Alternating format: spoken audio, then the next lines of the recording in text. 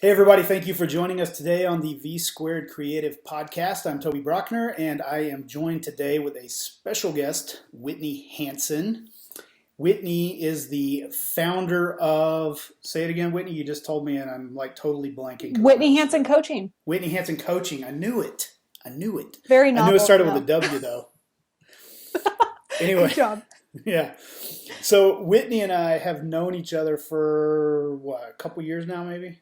Year? Yeah. Has it been that long? Yeah, A couple probably of years. about a year or two. Yeah, and Whitney is. We met kind of weird way. We met. I think my little sister was roommates with your little sister, Yep. and I don't. I think I was doing an interview, if I remember this right, and correct me if I'm wrong. I did an interview on KTVB about some hmm topic, and you had seen it that Paris, my little sister, had commented on or something. Yep. That was exactly it. And we met up and we're chatting. You were still in school, kind of going through that whole rigmarole, and so we got to know each other a little bit. So tell everybody kind of what you're doing, what your background is, and what you got going on in your life right now.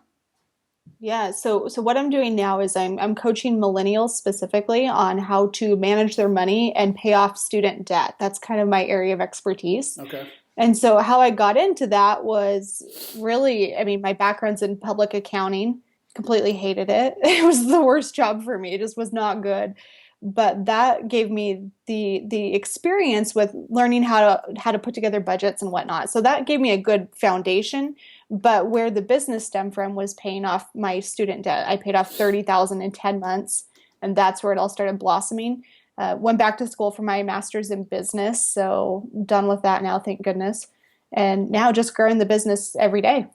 And you talk about that a lot. That paying off that 30,000 in 10 months. I mean that's an incredible feat for anybody, much less a 20 something student. Going to school and working and just kind of hustling. Tell me a little bit about that. What was that experience like? Kind of how did that play out?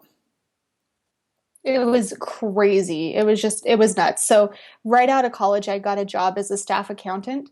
So that was my primary income. And then throughout undergrad, I worked as a nail tech. So I did toes and fingers. That was my job.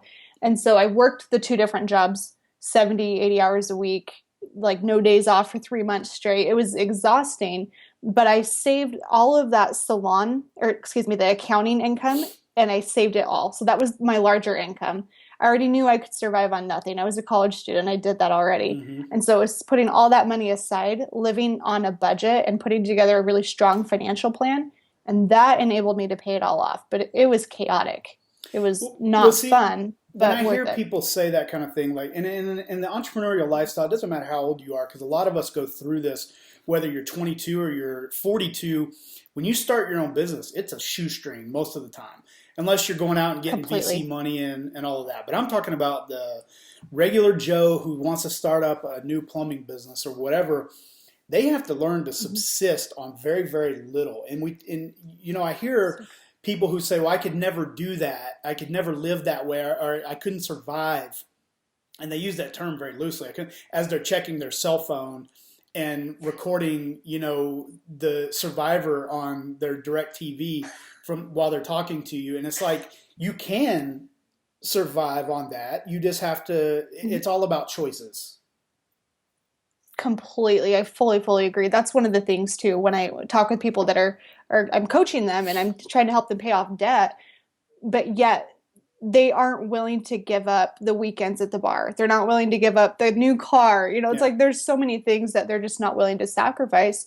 And so they are in debt for 10 to 20 years extra. And it's like those little sacrifices make a big difference in business and in your personal finance life. But especially in business, I totally agree with you there.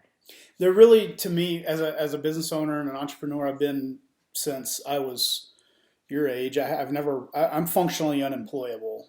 Basically, I can't work for Good anybody. for I you. don't. I would get fired within probably 3 days of working anywhere because I'd be like, "Why are we doing this like idiots? I have a much better way."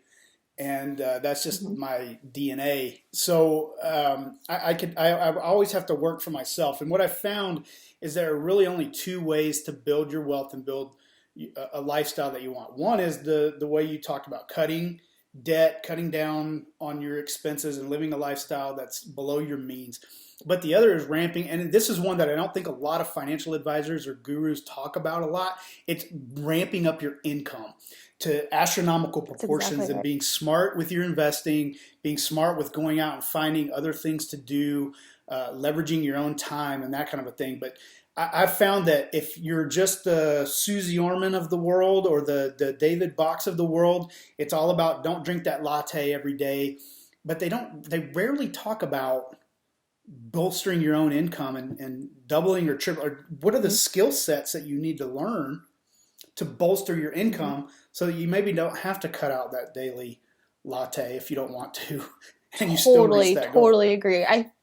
Yeah, no doubt. I really admire that philosophy too because it's more holistic. It's let's fix the issue, let's increase your income, reduce your expenses, all of that stuff. The problem or the issue I would say I've found with that is most people, I mean, starting a business is hard work. Like it is a Mm-hmm. lot of work and there's not that guarantee of income for quite a while.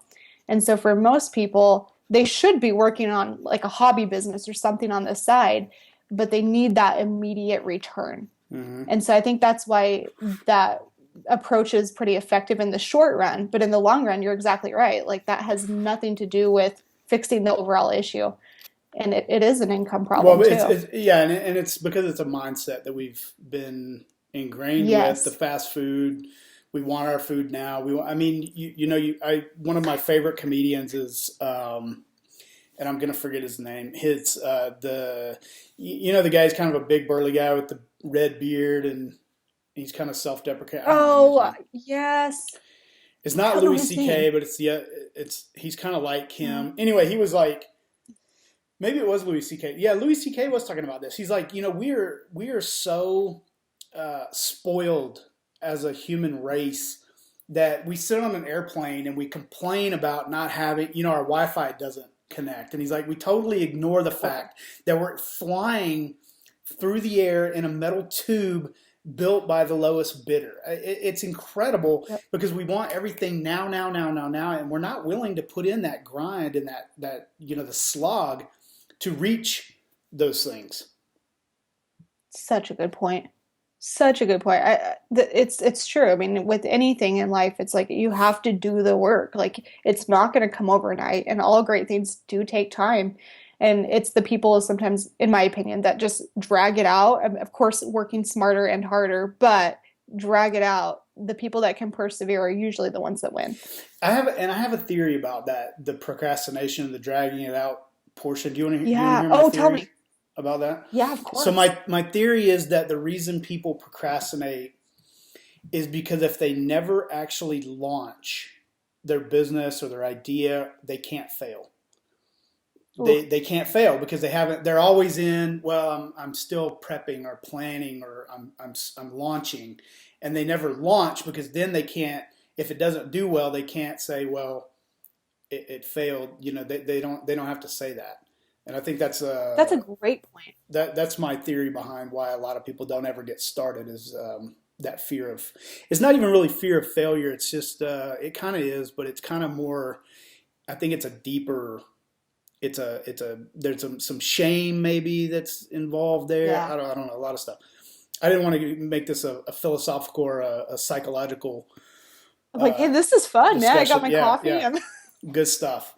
So let's talk about Whitney Hansen coaching. What specifically do you do for millennials? Because millennials are coming up in a very interesting time right now where you have almost all of the benefits on the one hand that you've ever had, all the technology, all the everything that you could possibly need to be successful on the one hand, and a bunch of crap on the other where my generation, the generation before me, have kind of ruined it a little bit by building things that maybe that we were playing in a different field that is slanted a little bit now. So what do you do specifically for millennials in your coaching programs?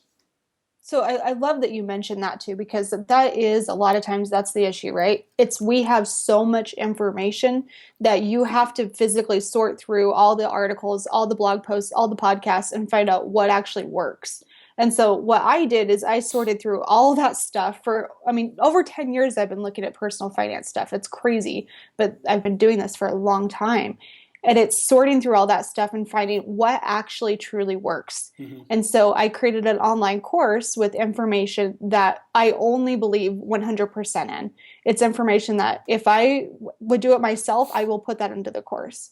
And so it teaches people how do you change limiting beliefs, talking about that mindset piece, what's really holding you back. And then we dive into all the technical skills, budgeting, paying off debt, planning for retirement, that kind of stuff. But it's all through an online course. Okay, cool. And how are you kind of marketing yourself and building your own platform and that kind of a thing? Well, I bug Brockner a lot, and so I'm constantly from other people. But the best way that I've found to market my product and my service is through webinars. So I will use Facebook ads, starting to get into Instagram ads to drive traffic to a free webinar where then I will teach them some really good information. So if they choose to buy my course, then that's great. But if they don't, they still learn something really good. Good. And from there, that's really where it builds on that word of mouth. It truly does. Even though I'm in an online business, word of mouth is still huge. Yeah, and that's a big point and something that I'm always trying to point out to clients that want to use social media, they want to use email marketing, they want to use all of these sort of impersonal tools to build relationships. But at the end of the day, you're building a relationship with a human being on the Yeah. other end of that computer, and we lose sight of that fact quite a bit. So tell me about some of the things that you do to kind of foster more of a real relationship with people, with your Yeah. clients or whoever. One of the best things, yeah, Toby, one of the best things I've ever done was such a spur of the moment decision. It was me laying in bed one night thinking, how do I get people to understand that yes, I'm talking about money, but there's more about life. Like it's more about having a good holistic view of life. And so that financial piece is always a subset. But laying in bed, I sat there thinking about that. And it's how do you build those one on one connections? Hmm. So I did a free 30-day challenge. I put together, it's called the Mindfulness Challenge. Hmm. It's 30 days to a wealthier, healthier, happier life. And so that goes through every single day. They will get an email from me. It's like less than a minute usually that talks about one goal for the day. And so what that does is in an online world, you have to find ways to build personal connections. So that's my way of building that relationship. They can see me every single day in their inbox. They hear my voice. They see my weirdness because I'm kind of a weird person. So that they see all that stuff. And it really builds up that connection. So then I'll be getting emails constantly from people I've never met in my life that are sharing their deepest, most personal goals with me. And so that's how I kind of gauge if it's working or not. But that's one of the ways that I've been really effective in building that two-way relationship. Yeah, and it's so important. I mean, I've seen people who are building a platform and they're getting it, and you hear these gurus who are like, social media is it's a conversation. It's not a one to many. And then I've seen people who will tweet them, "Hey, I read your book," and crickets. They don't get anything, and I'm like, you're sitting here preaching to have this relationship, and then and I understand they probably get hit up a million times a day or whatever, but Right. it it sounds a little hypocritical, frankly. You got to build that relationship. You've got to be willing. If You you do. don't want that, it's kind of like when celebrities complain about the paparazzi. I'm like, listen, bro, this is the life you chose, friend. You can't complain about that. This is what you're doing. You No, you got to know it's coming along with the territory. So when Whitney Hansen Coaching exactly right. has 1 million Twitter Mhm. followers, I hope that you'll tweet me back still Oh, when I tweet totally. you. Absolutely. I think that is so important. It's like even on my Instagram, I'm huge. That's really where my party's at is Hmm. Instagram. And so whenever people comment, I will almost always respond. Unless I miss a comment, that's the only reason I wouldn't respond. Yeah. But it's important. It's because even if they don't buy from me now, even if they never buy from me, it's more about, did I make new friends? Did I build that relationship? And how can I help best serve them? And sometimes that's not with my product, and that's okay too. Well, and here's the bottom line. The platform is going to go away at some point. Whatever you're using, whatever social Completely. tools we're using right now, everything has a shelf life. So the Yep. Instagrams of the world, the Facebooks of the world, the Twitters of the world, they're all going to either go away or they're going to evolve into something totally different. New platforms are going to come in that we're going to have to learn all over again. But what's going to stay constant is that relationship. And if you can nail that part, Huge. it doesn't matter what the platform is or the social tool. So, so true. I think that's why I know you're kind of big on this too, but collecting email addresses. Mm-hmm. Email is not dead, in my opinion. It's still very active, it's still very profitable, and it's a great way to build relationships. So, it's a way that I can touch base with them once a week, just say, hey guys, here's some interesting information. And most people will respond, they'll reply, they start that conversation. So you are building that relationship with people you've never met because it's important, and that's a great way to do it too. If Instagram goes down, if Facebook goes down, Twitter, which they all will eventually, you're exactly right. They all will go away. But those emails, maybe they'll go away later too, who knows? But until then, it's still around for quite a while. Well, one of So my it's favorite important. sayings is that marketing is like death by a thousand paper cuts. And it's not ever the one thing that you do that's going to kind of push you Right. over. It's going to be all the thousands of little things that you do. So even if these things, some of them evolve or go away or whatever, if you're doing all of these different things to stay in contact and build those relationships, you're going to be Hmm. fine over the Yep. long run. They'll follow you They anywhere you will. go. They will. And Yeah. No, I totally agree. that's huge. So, I give me let's finish up on this last thought because I have a question for you that I like to ask and I don't get a chance to ask it to people often, but I want to get your opinion on this. What is it, how old are you? Can I ask that? Is that 27. PC? Yeah, okay, 27. Yeah, that's totally fine. I'm 27. So you're 27, been in the game for a little while. I'm 38, Hmm. so I've been running this racket for a long time too. But what would you say if somebody that's 21, 22, they're just getting out of school, they're thinking about starting their own business, they see what you're doing, they like what you're doing. What if you Hmm. could talk to your 21-year-old self, what would you tell her about what you know now? And what advice would you impart? I would, I mean, this is going to sound a little cheesy, but I really do believe this. I would tell her to pay attention to what you really truly love. Like really pay attention to that. And even if you don't know how you're going to make money, do it anyways. So if you like to blog, blog anyways. Do what you love, and I really do believe that draws in attention. There's a lot of technique and strategy involved with that at a later stage, but if you're passionate about what you do, that's where you're going to be the most happy. That's where you're going to work 12 hours, 14 hours a day and not even feel like you've worked a single hour. Those are the things that I think are most important for people. And it's one of those things that we don't do enough of. Yeah, I've always found, I've always felt that money follows attention. So if you're creating Totally. attention, the money will come. You may not know how you're Hmm. going to monetize it. You may not know what if anything will ever come out of it. I mean, I started this whole interviewing deal with just the simple purpose of I want to meet new cool people and have great conversations, and maybe it'll That's lead awesome. somewhere down the road Yeah. to business. And I don't know if it will or not, but that's not why I'm doing it because I enjoy the process and that stuff will come down the road. I'm not really Yeah. worried about how it's going to pan out or monetize itself. I didn't go into this going, how do I monetize it? How do I monetize it? I'm going into it with how do I build relationships with people? How do I increase my own awareness and exposure to those around me? And we'll figure the rest out on the way. So that's a great point. And too many people are miserable in doing what they don't love, and there's no excuse for it in Yeah. 2015. Totally agree. I think you are like the prime example of do things that you appreciate. So like your GoPro videos, like Mm-hmm. you're constantly doing all these crazy videos, but what people usually will shun people for doing that, what they're not realizing is you're learning new skills.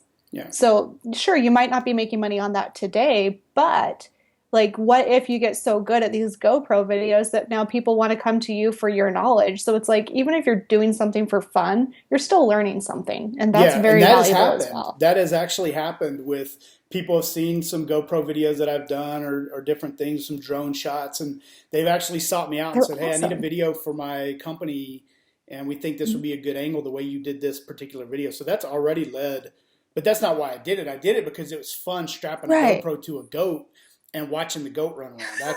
That's why I did it. That one's my favorite. Yeah, that one was. I mean, that's just hilarious to me, so I do it. But yeah, that good stuff. So I'm gonna I'm gonna wrap up here. We've been going at it for about 20 minutes now, and I really appreciate you taking the time to talk with me and impart your advice and wisdom to the younger generations because I think they need it as much as the older generations do.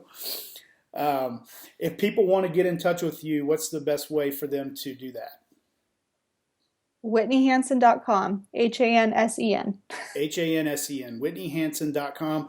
And I'm going to drop a link to your site in the description below in this in the YouTube channel.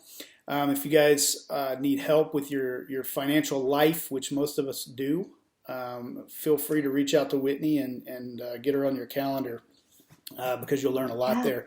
So, Whitney, again, thank you for being here. I really appreciate your time today.